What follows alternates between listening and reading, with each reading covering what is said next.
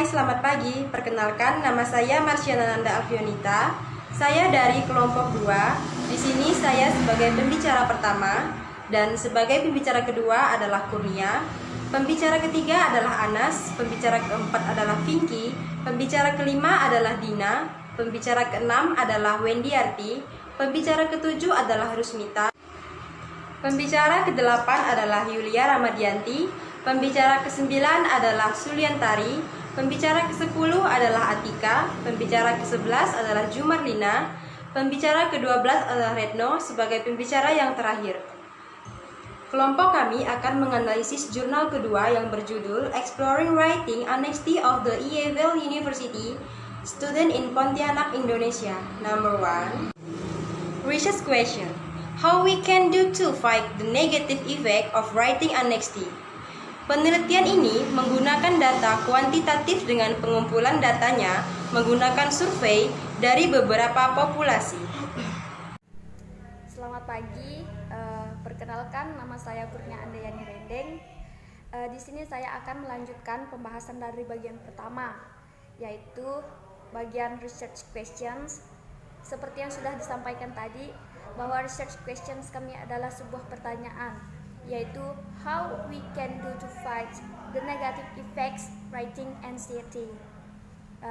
Nah, pertanyaan ini muncul dari pembahasan pada bagian literature reviews di alinea keempat, barisan pertama sampai akhir, yaitu mulai dari kalimat "This study says that the component proposed by Daly and Miller" sampai pada kalimat "bring negative influence that will reduce the students' kapasitas in writing", yang mana masih menyangkut dengan apa yang terkandung dalam penjelasan dari questions yang kami buat sebelumnya.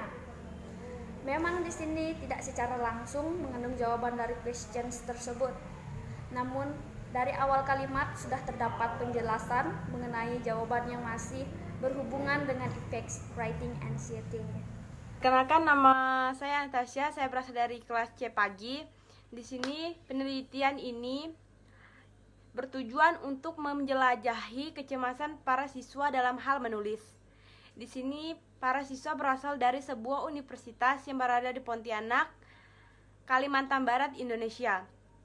Melalui proses riset penelitian ini, bahwa diketahui dari beberapa hal yang mencakup seperti hal stres, evaluasi, dan produk dari siswa tersendiri mengalami beberapa kekhawatiran. Sehingga dari beberapa kekhawatiran ini, ada beberapa siswa yang mengalami tingkat kesulitan atau kecemasan tersendiri dalam hal penulisan. Sehingga para siswa ini menganggap bahwa dirinya tidak mampu atau menganggap bahwa menulis itu tidak penting. Sehingga dalam beberapa penulisan mereka menulis dengan penuh kekhawatiran. Sedangkan dari beberapa antara mereka menganggap bahwa menulis itu penting. Sehingga tidak ada rasa kecemasan dalam diri mereka ketika mereka sedang menulis. Dalam hal menulis ini sendiri, mereka yang tidak mengalami kesulitan atau kecemasan tersendiri, mereka menganggap bahwa dosen atau teman yang membantu dalam kelas dapat membantu mereka dalam meningkatkan skill penulisan mereka dalam hal menulis. Halo, perkenalkan nama saya Vinky Malakiano, saya dari kelompok 2. Pada kesempatan kali ini saya akan memberitahu tentang research design dari artikel Exploring the Tertiary EFL Students Academic Writing Competencies. Research design terdapat pada research methodology. This is a descriptive study that explores the tertiary English as a foreign language. Hereafter, EFL. Students' writing anxiety. The descriptive study is a form of survey that allows a researcher to collect opinions or attitudes of a particular population. These opinions or attitudes could provide description of the population. Creswell, 2012, in a certain context. In this case, a writing anxiety context. The population of this study is the second semester students of a private university. The students' major is English education and the private university is located in Pontianak, West Kalimantan, Indonesia. Assalamualaikum warahmatullahi wabarakatuh. Perkenalkan, nama saya Eliza Faradina dan saya sebagai pembicara kelima.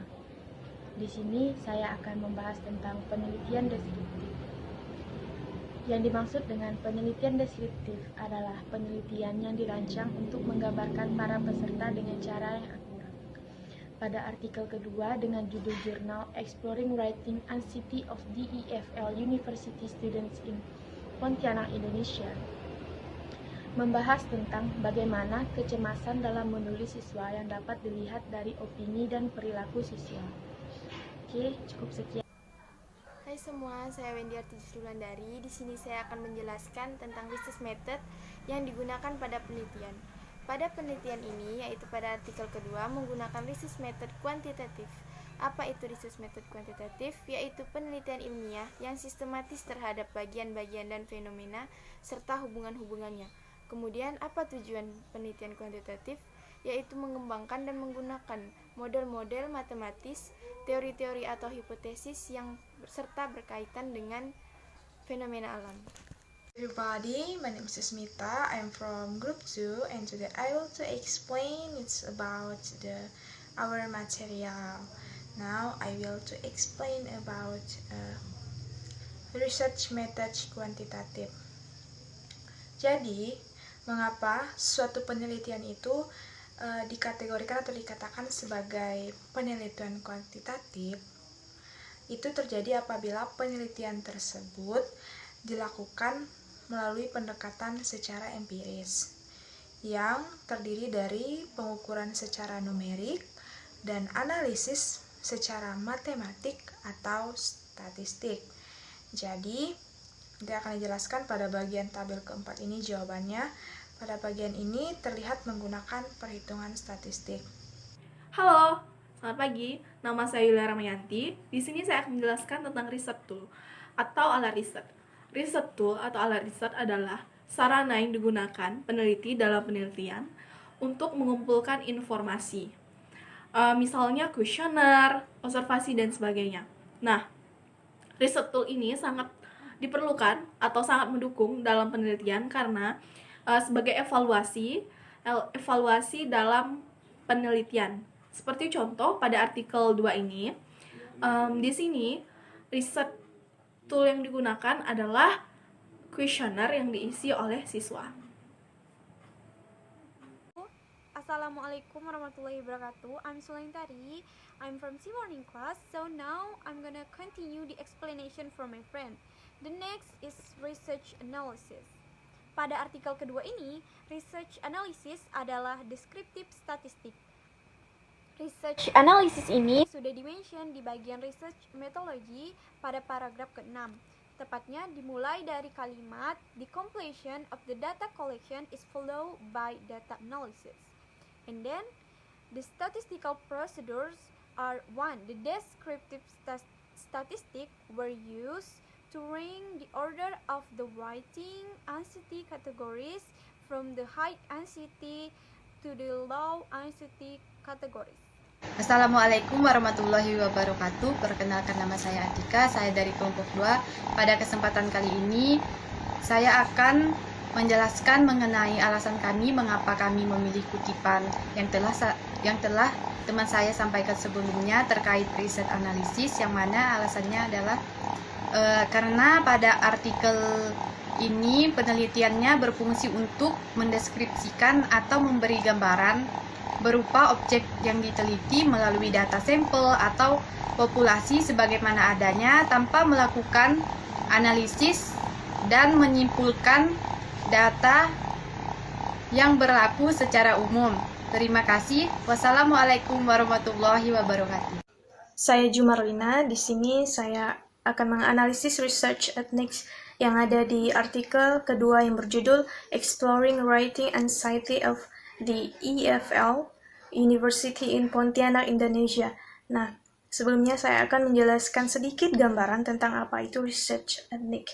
Nah, research ethics itu berkaitan dengan pengumpulan data yang berupa kerahasiaan data atau profile, yaitu di mana etika penelitian atau research ethic memberikan pedoman untuk melakukan penelitian yang bertanggung jawab. Nah, research ethic yang terkandung di dalamnya yaitu di bagian introductions terkandung di dalam paragraf 3 sampai dengan paragraf kelima. Di dalam paragraf ketiga, lain yang pertama, di situ dikatakan previous studies on writing anxiety around the world had been conducted. Nah, dikatakan penelitian sebelumnya tentang menulis kecemasan di seluruh dunia telah dilakukan. Nah, dalam research ethic ini membuktikan bahwa peneliti ingin tahu sebab dan akibat adanya kecemasan menulis siswa khususnya di Universitas Pontianak, Indonesia. Nah, kemudian paragraf selanjutnya yaitu paragraf keempat di line yang ke-8 dikatakan nevertheless anxiety does not always debilitating or giving negative effects to students' performance in writing as shown earlier by Miri and Jaya 2018. Dikatakan namun demikian kecemasan tidak selalu melemahkan atau memberikan efek negatif terhadap kinerja siswa secara tertulis seperti yang ditunjukkan sebelumnya oleh Miri dan Joya 2018. Nah, research ethic di sini menunjukkan bahwa dalam pengumpulan data mengenai kecemasan menulis, peneliti yang telah mendapatkan hasil fakta tersebut bahwa kecemasan tidak selalu berdampak negatif bagi siswa.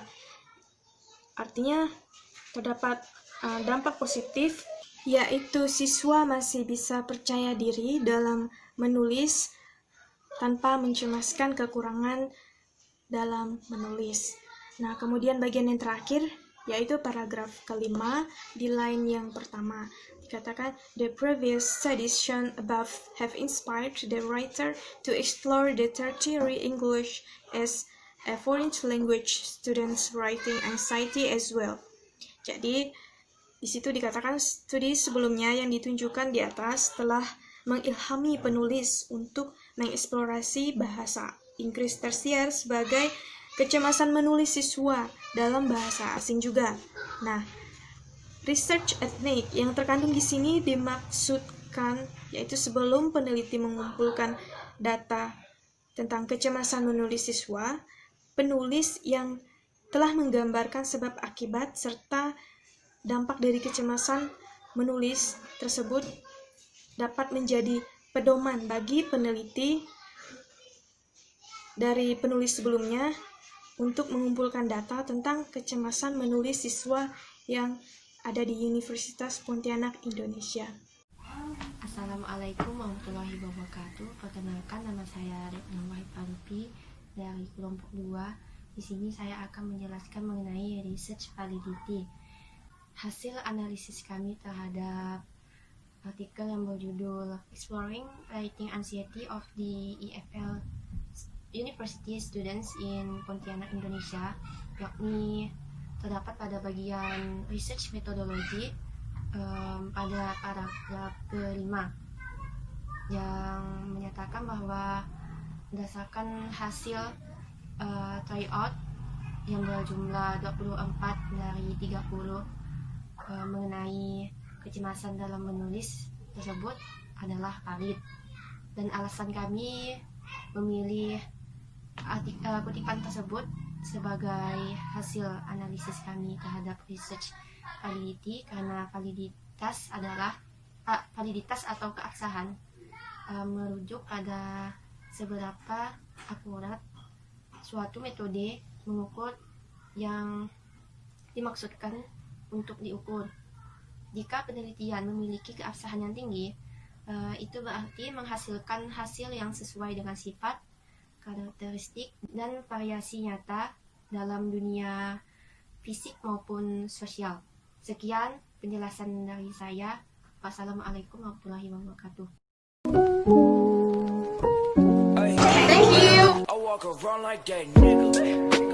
Thank you.